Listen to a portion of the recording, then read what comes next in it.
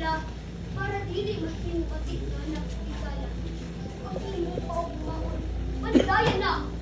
Labi sa pagtutang, ang misyon, sukti na. Sa pagtuon, ito pas ang pagkabusiness. Ipaday na pagkatong pinagsa, sports, o edukasyon. Ang fisya sa gadget sa pagkamon yung yaon, atong kaligtan, kontrolon, di ba atong kontrolon. Kabataan sa sports, ito pas ang pagkabusiness. Aron ng kinukimsok. Sa pagsulay, kita makabarugyakon.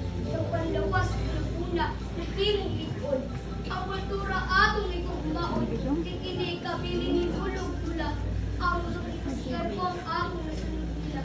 Kung sa atong palamukon, pinag sa pagsemot ng life competition.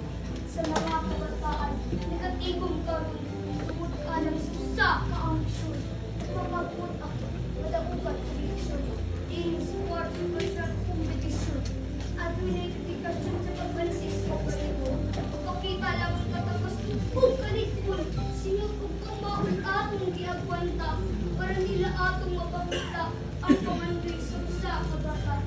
Dili ko na rin ang pagsalmot pinag-ibigay. Pero kita magamahay. Madaog umapil din atong ikalipay.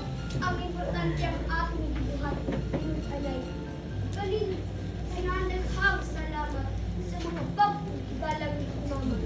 Dili ko'y kalimtan sa muko na kiyon. Kita nagbalipayon. Pinaagin ni pasundayan, kita naging sa atong misyon na magiging pagputol. Sa kabataan, pagmatala, kita ang paglaog sa kalibutan. Nagkena. Alright, tinuod yun no?